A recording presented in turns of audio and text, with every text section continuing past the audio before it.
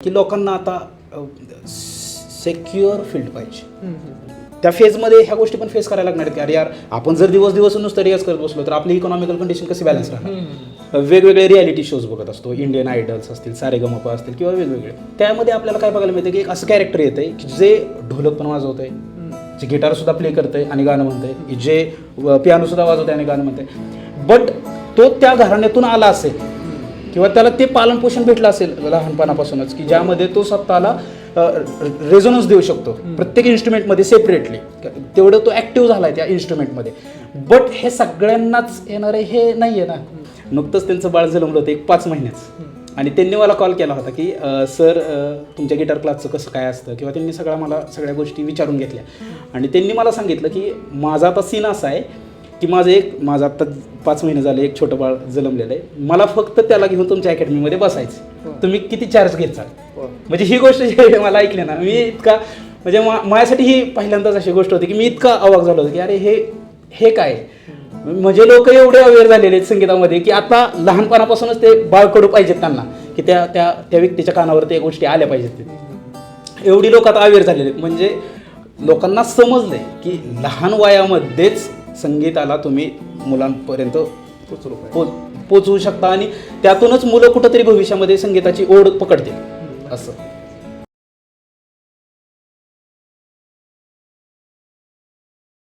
नमस्कार, मी धीरज घोरपडे. आपलं सर्वांचं स्वागत आहे विचार मंथनवर. मानवाच्या आयुष्यामध्ये भरपूर साऱ्या प्रकारच्या कला आहेत. त्यामध्ये साहित्य असेल म्हणजे लिखाण असेल किंवा गायनवादन असेल किंवा नृत्य असेल. त्यापैकीच आज एक महत्त्वाच्या जी कला आहे त्यावर आज आपण चर्चा करणार आहोत, ती म्हणजे वादन. वादन हे माणसाचं जे आत्मा असतो, आत्म्यालाच म्हणू शकतो आपण, शांत करतो. एक जो स्ट्रेस, आत्ताच्या काळात जी गोष्ट झाली की स्ट्रेस फार लोकांच्या आयुष्यात वाढला आहे, ते स्ट्रेसफुलनेस कमी करण्यासाठी सगळ्यात महत्त्वाचा जो भाग मला जो वाटतो तो म्हणजे असेल वादन. वादनाच्या कंपनाने नक्कीच माणसाचं मन हे शांत होतं. या संदर्भात चर्चा करण्यासाठी की नक्की वादनाचे फायदे काय, कोणत्या वयात वादन शिकावं, कशा प्रकारे शिकावं, त्याला किती वेळ लागतो, कशा प्रकारे साधना करावी या कलेची, या सर्व संदर्भात चर्चा करण्यासाठी आज आपल्यासोबत उपस्थित आहेत प्रेम वाडेकर सर. तुमचं खूप खूप स्वागत आहे. थँक्यू. आत्ताच आपण मुद्दा पाहिला की वादनाचं नक्की महत्त्व काय आहे किंवा संगीताचं महत्त्व काय. तर मानव आयुष्यामध्ये नक्की संगीताचं किती महत्त्व आहे? थोडक्यात जर सांगायचं झालं तर आज आपण जे काय बघतोय किंवा यापूर्वी पण आपण जे काय अनुभवलं हे सगळ्या गोष्टींमध्ये संगीताचा खूप मोलाचा वाटा आहे. कारण आज आपण चर्चा जरी करत असलो तरी आपल्याला जो काय हा बाहेरचा साऊंड येतो आहे या गोष्टीसुद्धा संगीतामध्ये कुठेतरी मॅटर करत असतात. कारण की त्यामुळेच तर आपण कुठेतरी भरून आहोत. कारण जी सिच्युएशन किंवा जी काय गोष्ट आहे किंवा जी काय भावना आहे त्या भावनेला व्यक्त करण्यासाठी संगीत हे खूप महत्त्वाचं ब्रिज म्हणून काम करत असतं. त्यामुळे मानवी जीवनातच नव्हे तर मी असं म्हणेल की या पूर्ण पृथ्वी तलावर संगीताला खूप म्हणजे संगीताचा खूप मोठा वाटा आहे थोडक्यामध्ये. नक्कीच. संगीत हे मानवासाठी फार महत्त्वाचं आहे. नक्कीच. आपण पाहतो की आपल्याला सुंदर सुंदर गाणे ऐकायला आवडतं, वादन ऐकायला आवडतं, पण ते तेवढंच गोड असतं का त्या कलाकारासाठी? कारण आता कलाकाराला ती आवडती गोष्ट म्हणून त्याने ते प्रोफेशन खरं तर चूज केलेलं असतं. आणि अगोदर कलाकार हा त्या कलेसाठीच बुकेजलेला असतो. थोडक्यात त्याचा तो रोजचा रियाज किंवा त्याची ती रोजची ती जी काय मेहनत आहे तर तीच त्याला त्या गोष्टीचा आनंद प्राप्त करून देत असते. म्हणजे रोजच्या रियाजामध्येच तो एवढा गुंतून एक प्रकारे आनंदी राहत असतो. तर नक्कीच बेशक आणि कलाकारासाठी यापेक्षाही मोठी गोष्ट कोणतीच नाही आहे की ज्यावेळी ऑडियन्समध्ये किंवा श्रोत्यावर्गांमधून जर त्याला दाद मिळते किंवा त्याला असं समजते की यार आपलं संगीत पुढच्या व्यक्तीला खूप आवडतं आहे, म्हणजे ते खरंच खूप मोठी गोष्ट असते. नक्कीच. संगीतकाराला रसिकाने दिलेली दाद हीच त्यासाठी सर्वात मोठं मोटिवेशन आहे. खूप खूप खूप मोठं. कारण त्यातूनच कलाकार उद्याच्या गोष्टीसाठी धाव घेत असतो की रियाज आपल्याला किती करणं गरजेचं आहे. कोणतीही गोष्ट असेल, समजा मी माझं पॉडकास्टिंग करतोय, तुम्ही तुमचं संगीताचं काम करताय, नक्कीच प्रत्येक गोष्ट येऊन एकाच ठिकाणी थांबते, ती म्हणजे असते आर्थिक त्याचं अर्थकारण. बरोबर. तर ॲज अ संगीतकार किंवा ॲज अ आर्टिस्ट म्हणून किती आर्थिक प्रॉब्लेम्स असतात? कारण ते मलाही आहेत, प्रत्येकाला आहेत. असं नाही की आपल्या फक्त कलाकार लोकांना आहेत, प्रत्येक क्षेत्रातले आहेत. पण संगीत क्षेत्रातल्या लोकांचे नक्की काय आहे आर्थिक कारण? आता खरं जर सांगायचं झालं सर तर जी सुरुवात असते आता ते डिपेंड आहे की एखादा व्यक्ती कुठल्या फॅमिलीमध्ये बॉर्न होतो आहे. ठीक आहे. आता बॅकग्राऊंड तर ते मॅटर करतं सगळ्यात पहिल्यांदा. आता संगीतकार म्हणूनच नाही परंतु कुठल्याही एक जनरल आपण फॅमिलीमध्ये ज्यावेळी बॉर्न होत असतो त्यावेळी आपल्याला कुठल्या तरी गोष्टीची आवड निर्माण होत असते. तसंच संगीतामध्ये सुद्धा सेम फेजमध्येच एखादा व्यक्ती बाहेर पडत असतो. पण याच्यामध्ये फक्त 2 गोष्टी मी सांगण्याचा प्रयत्न करेल की जर तो एखाद्या कलाकारी घरामध्येच एखादा विद्यार्थी जन्माला आला किंवा एखादा व्यक्ती जन्माला आला तर त्यासाठी ती गोष्ट किंवा ते वातावरण खूप पोषक राहतं. कारण अगोदरच अवेअरनेस खूप असतो घरामध्ये. आपण म्हणतो की एखाद्या घराण्यातली गायकी एखाद्या घराण्यातलं वादन म्हणजे त्याला ते ॲटमॉस्फिअर तो मिळत जातो त्या संगीताचा. आणि नॉन म्युझिकल फॅमिलीजमध्ये काय पाहायला मिळतं आपल्याला की त्याला ते पोषक वातावरण तयार करावं लागतं कारण तो फोरम इतक्या लवकर मिळत नाही. आणि राहिला प्रश्न आर्थिक गोष्टींना सांगायचं झालं तर कलाकाराला आर्थिक गोष्टच खूप म्हणजे मी बोलेल की फेज हा जो फेज आहे आर्थिक परिस्थितीचा तोच फेस करावा लागतो खूप मोठ्या प्रमाणामध्ये. कारण तेवढी मानधनं किंवा तेवढ्या पद्धतीचं तुम्हाला आउटपुट लगेच मिळत नाही. म्हणजे तुम्ही ज्यावेळी मार्केटमध्ये स्वतःला प्रस्तुत करता त्यावेळी सुरुवातीला तुम्ही रियाज करून तुमचं जे काय असेल ते दाखवण्याचा प्रयत्न करता. परंतु मार्केटमध्ये ऑलरेडी लोक बरीचशी प्रेझेंट करणारे आहेत स्वतःला बरोबर आहे. त्यामुळे त्यांच्या बदल्यात किंवा त्यांच्या कम्पॅरेटिव्हली तुम्हाला लगेचच तसं पेमेंट किंवा मानधन नाही मिळू शकत आहे. त्यामुळे खूप आर्थिक गोष्टींना सामोरं जावं लागतं एका न्यू फ्रेशर्स एखाद्या कलाकाराला. आता याला जोडून एक वेगळा प्रश्न की आपण पाहतो की सध्या सोशल मीडिया जमान्यामध्ये लोकांनी वेगवेगळे मार्ग शोधले आहेत लोकांपर्यंत पोहोचण्याचे. बरोबर. तर तुम्हाला असं वाटतं की सोशल मीडिया हे प्रत्येक कलाकारासाठी एक सोपा मार्ग तयार करून देऊ शकतं? नक्कीच बेशक. कारण आता लोकांमध्ये काय झाली एक जागरूकता निर्माण झालेली आहे की लोकांना काय वाटतं की आपण अरे हा फेमस होऊ शकतोय हा व्यक्ती फेमस होऊ शकतो तर आपण का नाही. मग आपलं जे स्किल आहे ते प्रत्येक स्टेपवर म्हणजे एखादा व्यक्ती खूप मोठ्या कॅमेरापाशी स्वतःला प्रेझेंट करतो एखादा खूप छोट्या किंवा एखादा एक साधा कॅमेरा असेल परंतु अदरवाईज मीडिया कोणता का असे ना परंतु तो स्वतःला प्रेझेंट करतोय आणि ही खूप गोष्ट ॲप्रिसिएटेड आहे. नक्कीच नक्कीच. आता एक पौराणिक काळाशी संलग्न असणाराच एक प्रश्न आहे की आपण पाहू शकतो की पहिल्या काळात म्हणजे अकबराच्या काळामध्ये एक संगीतकारांना फार महत्त्वाचं स्थान असेल त्यांच्या दरबारामध्ये. पण ते काळाच्या ओघामध्ये कमी कमी कमी कमी होत गेलं. आता जवळपास असं समजलो की जी मिडल क्लास आहे किंवा जी नाही का पोट भरणारी लोक आहेत कारण त्यांची संख्या जास्त आहे ते कलेला कसलंही लक्ष देत नाहीत. त्यांना असं वाटतं की ज्यातून पैसे जातात डॉक्टर इंजिनियर बास ते सोडून दुसरं त्यांना कोणतं फील्डच दिसत नाही. ह्या नक्की जो डाऊनफॉल झालेला आहे डाऊनफॉलला म्हणता येणार नाही कारण काही या क्षेत्रातली लोक फार चांगल्या प्रकारे काम करतायत काही म्हणजे कुठंच काही नाही. हे सगळं नाही का आपण जनरलाइज करण्यासाठी हे जे पहिल्या काळात जनरलाइज होतं ते आता नाहीये. बरोबर एकदम. या स्थितीवर तुमचं काय मत आहे? आता खरं तर मी असं बोलेल की म्हणजे मी डायरेक्ट असा मुद्दा मी माझा मांडेल की लोकांना आता सेक्युअर फील्ड पाहिजे. एकदम प्रॉपर टॉपिकमध्ये जर बोलायचं झालं तर सेक्युअर फील्ड म्हणजे आज जर मी एखाद्या क्षेत्रामध्ये काम करतोय इन केस की धरून चला मी एक ॲडव्होकेट म्हणून काम करतोय तर मला विचार करावा लागणार ना की माझं जे पाल्य आहे किंवा माझा जो मुलगा आहे किंवा मुलगी तर ती एक अशा फील्डमध्ये असावी की जिथून तिचा आउटकम किंवा त्या व्यक्तीचा आउटकम फुलफिल असावा आणि त्याचं ते पूर्ण कुटुंबाचं नियोजन तो चालवू शकेल किंवा त्याला भविष्यामध्ये पण लोकांमध्ये तेवढं स्थान मिळेल की जे संगीत एवढ्या कमी वेळेमध्ये नाही मिळवून देऊ शकत आहे. आणि त्यामुळे काय होतं की त्यामुळे लोक ह्या प्रोफेशनकडे एक वेगळ्या नजरेने बघतात की बाबा म्युझिक बट हे प्रोफेशन म्हणून करण्यासाठी तुम्हाला खूप मेहनतीची गरज आहे हे मला सांगू इच्छितो मी तुमच्या प्लॅटफॉर्मच्या माध्यमातून. बिकॉज की संगीत ही संकल्पनाच अशी आहे की संगीत ही लोकांना असं वाटतं की अरे 2 मिनटं आपण मंत्रमुक्त होतोय छान वाटतंय काहीतरी वाजवू स्वतःचा सोल फ्रेश करण्यासाठी. तर हे संगीत हे नाही आहे सर. संगीत ही एक तपश्चर्या आहे. संगीत ही एक साधना आहे. संगीत ही एक खूप मोठं डेडिकेशनल वर्क आहे की जिथे तुम्हाला आता मी एक उदाहरण जर सांगायचं झालं एखादा फ्रेशर्स व्यक्ती आहे घरातील की त्याच्या घरातील मागचं बॅकग्राऊंड म्युझिक नॉन म्युझिक आहे तर तो ज्यावेळी ह्या गोष्टी रियाजाला करत बसेल तर त्यावेळी त्याला त्या फेजमध्ये ह्या गोष्टी पण फेस करायला लागणार आहेत की अरे यार आपण जर दिवस नुसतं रियाज करत बसलो तर आपली इकॉनॉमिकल कंडिशन कशी बॅलन्स राहणार. तर मग या गोष्टींमध्ये काय होतं की आता हे रियाज वगैरे तुम्ही कंटिन्युअसली जे करत बसता ह्याच्यामध्ये तुम्हाला आर्थिक परिस्थिती निर्माण करायला थोडासा वेळ जातो. मग पुढच्या करिअरमध्ये पण बाकीच्या गोष्टींना तुम्हाला विचार करावा लागतो ह्या गोष्टींचा, आणि जे की नाही होत. तुम्ही संगीताच्या वादनाच्या साधनेसोबत आता आर्थिक कारण जुळवण्यासाठी का असला, पण तुमची मेलोडी म्युझिक अकॅडमी आहे, त्यामध्ये कशा कशा प्रकारचे लोक येतात? मग असा कदा गमतीशीर किस्सा आहे का? खूप किस्से आहेत सर सांगण्यासारखे.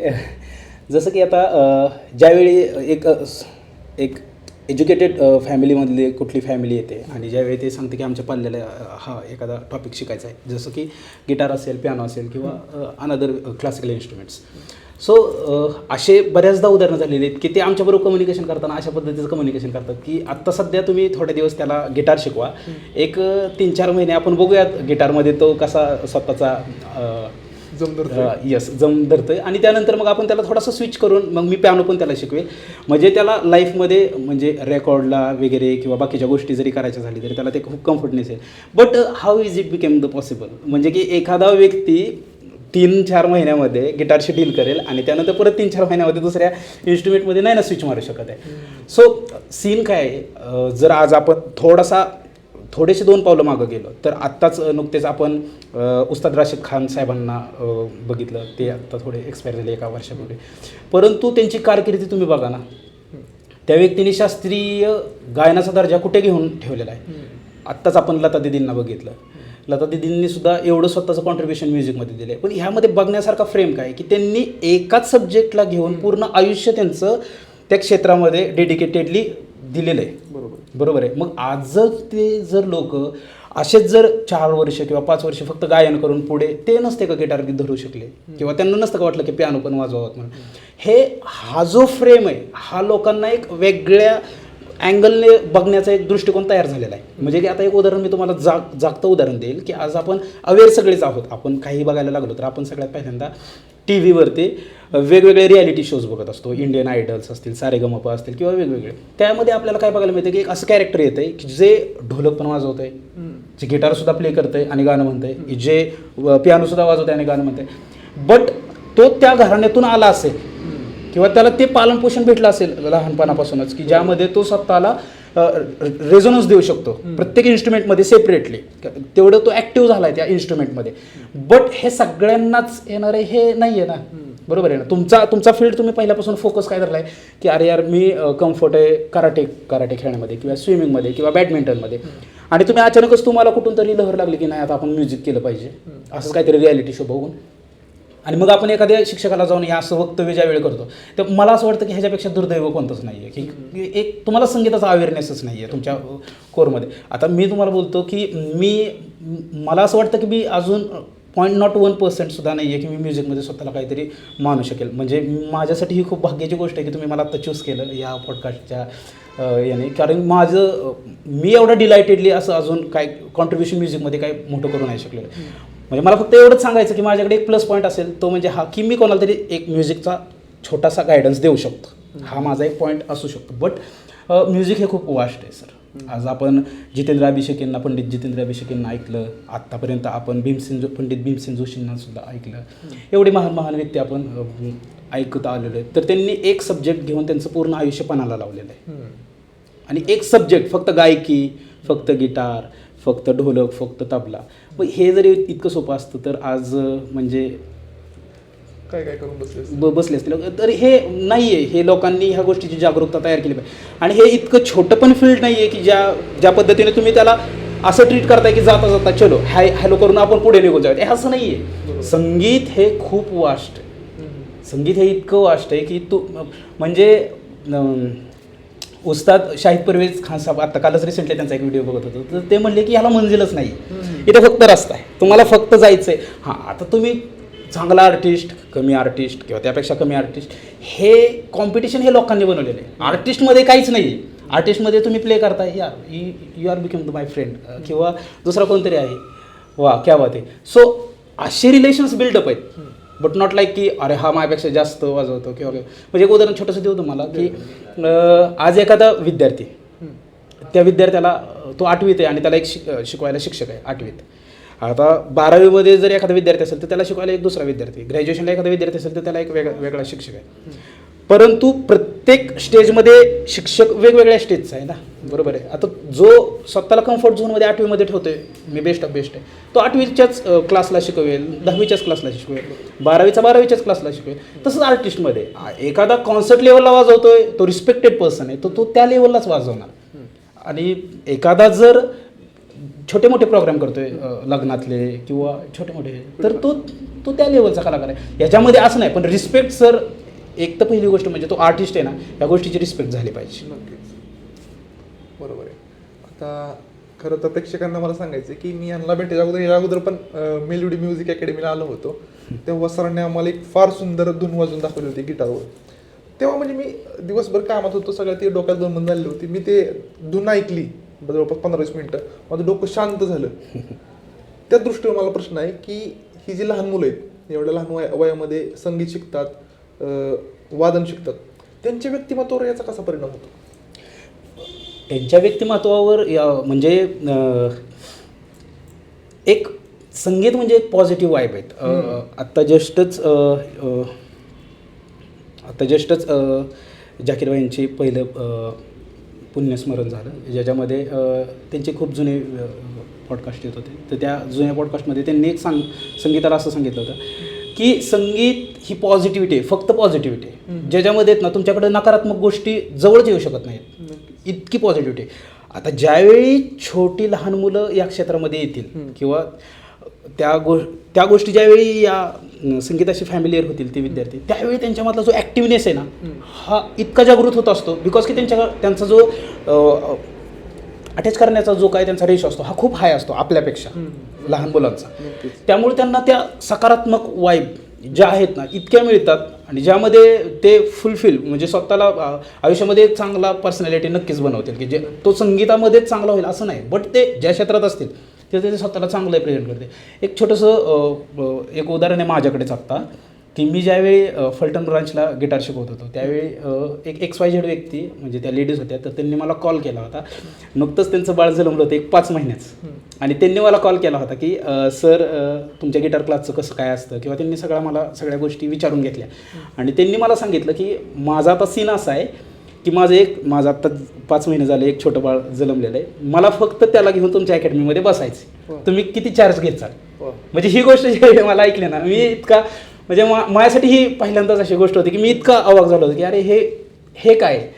म्हणजे लोक एवढे अवेअर झालेले आहेत संगीतामध्ये की आता लहानपणापासूनच ते बाळकडू पाहिजेत त्यांना, की त्या व्यक्तीच्या कानावर त्या गोष्टी आल्या पाहिजेत.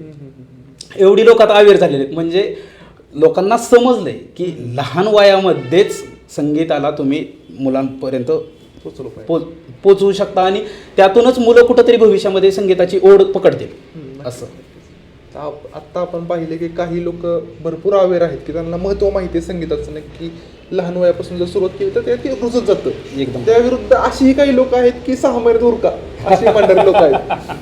तर मला हे प्रश्न आहे की आपण पाहतो की मुलं असतात, लहान मुलांना खरंच कला आवडते, त्यांची इच्छा असते की आपण क्लास लावावा, कधी कधी ती वडिलांना जबरदस्ती घेऊन येतात, आणि मग ती म्हणतात तुम्हाला, मग त्यांना पेरेंट्सला त्यांच्या एंटरटेन करायचं असतं की अशा असते कला, तसं असतं, सगळं समजून सांगायचं असतं. नक्कीच ही लोकांना किंवा पालकांना समजून सांगताना किती अडचणी येतात, आणि नंतर तुमचं कसं, मला अनुभव समजून घ्यायचा आहे. अनुभव सांगायचं झालं तर सर कसं आहे माहिती आहे का, एक तर पहिली गोष्ट म्हणजे पालकच संगीताबद्दलचा अवेअर असावा, ह्या मताचा मी प्रामाणिक आहे. कारण जर पालक अवेअर नसेल संगीताबद्दल तर पहिली गोष्ट म्हणजे तो ट्रीट करू शकत नाही आहे स्वतःच्या पाल्याला, आणि इथं आल्यानंतर त्यांना मला कोणत्या पद्धतीचे त्यांचे प्रश्न आहेत ते त्यांना व्यवस्थित नाहीत प्रेझेंट करता येत किंवा मांडता येतात. मग ते अशा पद्धतीच्याच मग त्यांच्याकडून चुका होतात की यार आमच्या विद्यार्थ्याला 6 महिन्यामध्ये हे शिकवा किंवा 4 महिन्यामध्ये एक गोष्ट पहा, एखादा शेतकरी त्याला रोज सकाळी उठलं की त्याला माहिती आहे त्याचा जॉब रोल काय आहे, की यार आज आपल्याला पेरणी करायची किंवा आज बाबा आज आपल्याला खुरपायचं आहे किंवा आपल्याला नांगरायचं आहे, की हे त्याचा जॉब रोल आहे. एखाद्या ॲडव्होकेटला माहिती आहे त्याचं काम काय, की त्याला रोज उठून एखादी केस हँडल करायची, त्याच्यावर बाबा स्टडी करायचं. एखाद्या विद्यार्थ्याला माहिती आहे त्याला उठलं की कॉलेजला जायचं, स्कूलला जायचं. तसं एखाद्या म्युझिशियनला माहिती आहे रोज उठलं की काय करायचं. त्या म्युझिशियनला रोज उठलं की सगळ्यात पहिल्यांदा रियाज करायचं आणि मग घराबाहेर जायचं. सो हा जो दिनक्रम आहे, आणि ह्याच्यामधूनच कलाकाराचा जॉब रोल कायम चालू असतो. म्हणजे रियाज, perform, experiment, fail, flop and something to म्हणजे काहीतरी शिकणं, समथिंग न्यू. म्हणजे हा त्याचा रोजचा. त्यासाठी असा टाईम नाही आहे की तुम्ही चलो उठा, मग वेळापत्रक तयार करा, 6 वाजता उठायचं आहे, 8 वाजता परत, मग लंच ब्रेक करायचा आहे किंवा हे नाही आहे. संगीत हे कसं आहे, आता जर मी तुमच्याबरोबर मी आता जर इथं बसलो आहे आणि इथं कोणच नाही आहे, मला खूप वेळ आहे पण मला ते वाजवत बसायचं आहे. पण जर मी आतूनच फ्रेश नाही आहे ना आतून, तर माझा रियाज होणारच नाही. मग माझ्याकडे 2 तास आहेत पुढे किंवा 4 तास आहेत. आणि जर आपण सगळे बसलेत आणि माझा खूप मूड झाला आहे रियाज करायचा, बट जरी तो झालेला असला तरी मी तिथं म्हणजे हे करू शकत नाही. म्हणजे थोडक्यात पंडित वसंतराव देशपांडेंनी ह्यांनी एक दिलेलं एक कालचंच उदाहरण आहे, मी कालच ऐकलं होतं की संगीत आहे ना एका शृंगार करणाऱ्या स्त्रीप्रमाणे असतं. म्हणजे एखादा नाही का मुलगा शाळेमध्ये असतो की त्याचा ॲटिट्यूड सगळ्यांपेक्षा वेगळा असतो. सरांनी सांगितलं ना इकडे, तर तो तिकडं नाही येणार आहे. जरा तो त्याचा इगो किंवा ॲटिट्यूड असा असतो. किंवा एखादी स्त्री जी शृंगार करत असते, आपल्याला बाहेर जायचं आहे, नवरा म्हणतो अरे पटकन उरक, आणि ती कशी असते की नाही माझं जरा चाललंय, थांबा अजून 5 मिनिटं. हे संगीत आहे. म्हणजे की तुम्ही तुमच्या मूडप्रमाणे मला ट्रीट नका करू, मी ट्रीट करणार की मी तुम्हाला कसं करणार. हा तुम्हाला ह्या गोष्टीचा 100% एंट्री पास फी एकदम मुक्त आहे. तुम्ही कधी एंटर करा संगीतामध्ये, बट संगीत हे तुम्हाला ट्रीट करणार, तुम्ही संगीताला ट्रीट नाही करणार आहे. प्रेझेंटेशन म्हणजे मी आत्ता आलोय आणि मी तुमच्या पुढं माझे खूप मी दाखवण्याचा प्रयत्न करतोय, ते तसं नाही. जेव्हा ते आतून यायचं तेव्हाच येणार. येस. हां, तुमचा रियाज जर खूप मार्गी लागलेला आहे, तुमच्यातली तयारी त्या पद्धतीची झालेली, हां मग तुम्ही बेशक तुमचे ते हेच होणार. पण संगीत बाहेर निघणं म्हणजे मला काय म्हणायचं, माझी कन्सेप्ट त्या लेवलची मी बोलतोय की आमचा विद्यार्थी अलंकार झालेला आहे किंवा विशारद झाला आहे तबल्यामध्ये, पण अजून पण त्याला साथसंगत करता येत नाही, सोलो प्रेझेंट करता येत नाही, किंवा सोलो पण प्रेझेंट करतो पण त्याचं वजन तेवढं पडत नाही किंवा त्याला तेवढे तशा डेट्स मिळत नाहीत. मग हा पार्ट आला त्या गोष्टीचा की तुम्हाला मेहनत तर दाखवायचीच आहे, पण तुमचं एक वजन तुम्हाला क्रिएट करता आलं पाहिजे. कारण की ही गोष्ट खूप मॅटर करते संगीतामध्ये. आपण पाहतो की संगीत ही एवढं ताकदवर आहे असं म्हणू शकतो एक कला की जी लोकांचं व्यक्तिमत्व घडवू शकते. आपण बघतो की काही लोक जे आहेत की संगीताच्या जोरावर नक्कीच त्यांचं व्यक्तिमत्वावर फरक पडतो. कोणतीही एक कला असेल ते नक्की त्या फायदेशीर असते एखाद्या माणसाच्या व्यक्तिमत्वासाठी. तर त्याला जोडून माझा प्रश्न आहे की संगीत शिकण्यासाठी नक्की महत्त्वाच्या कोणत्या गोष्टी आहेत की ज्याने लक्षात घेणं गरजेचं, तर ते संगीत शिकणं सोपं होऊ शकेल. खूप छान प्रश्न आहे, मला खूप आवडला, थँक्यू. एक तुम्हाला छोटासा बाजार आणायचा आहे मार्केटमधून, आणि तुम्ही घरातून बाहेर निघताना काय घेऊन बाहेर निघता? पिशवी, पैसे, एक पिशवी, पैसे आणि लिस्ट. तर ते पैसे आणि पिशवी ठीक आहे की तुम्ही ते परचेस करण्यासाठी घेऊन चाललेले आहेत, पण जे परचेस केले ते आणण्यासाठी तुम्हाला काय पाहिजे?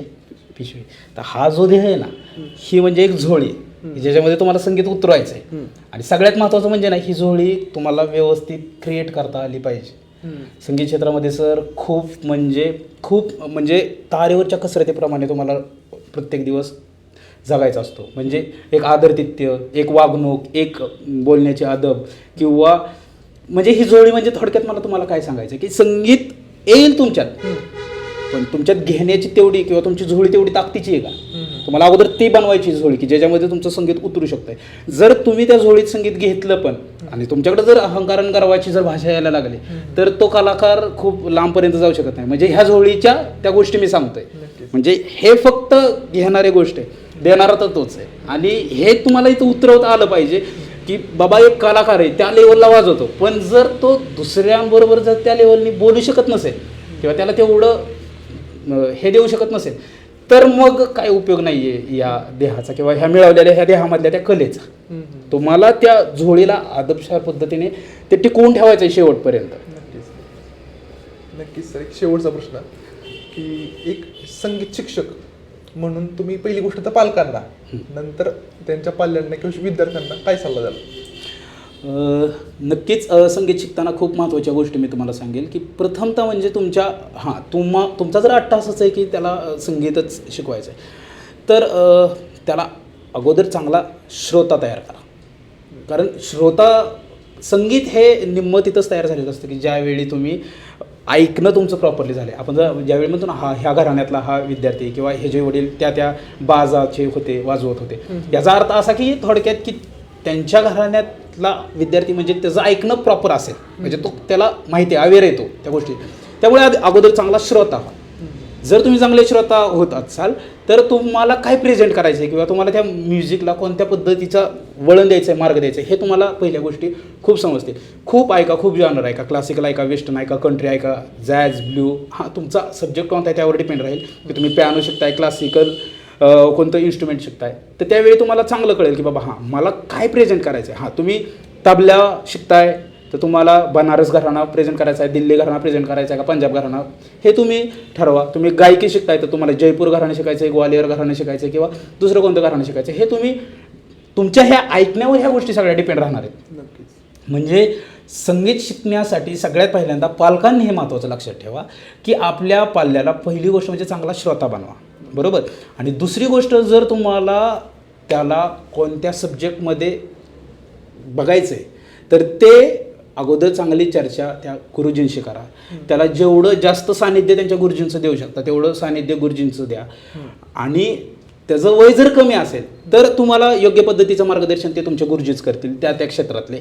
त्याच्यासाठी तुम्ही कोणता सब्जेक्ट जो निवडलेला आहे, आणि या गोष्टीचं प्रेशराईज नसलं पाहिजे की आमच्या विद्यार्थ्याला हेच आम्ही करणार आहोत.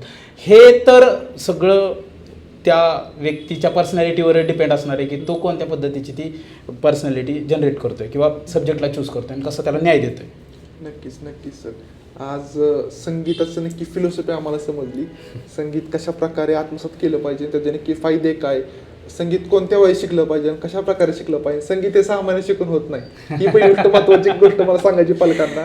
6 महिन्यात गिटार शिका परत पुढे तशा काही गोष्टी होत नाहीत. आणि नक्कीच मी माझी मनाची गोष्ट सांगेल की आपण टी व्हीवर ऐकणं गिटार वाजलेली किंवा मोबाईलवर ऐकणं वेगळं आणि ॲक्च्युअल समोरासमोर ऐकणं खरंच वेगळं. तर जर तुम्हाला कोणाला 12महीतल्या लोकांना मी सांगेल, जर खरंच ऐकायचं असेल किंवा पाल्यानं जर संगीतामुळे जर त्यांना जर ट्रेन करायचं असेल किंवा त्यांना जर इंटरेस्ट असेल, त्याला वाव देण्यासाठी नक्कीच प्रेम वाडेकर सर आज आपल्या बारामतीमध्ये आहेत. तर त्यांची मेलोडी म्युझिक अकॅडमी म्हणून आहे, एस्टेंटच्या जवळच आहे.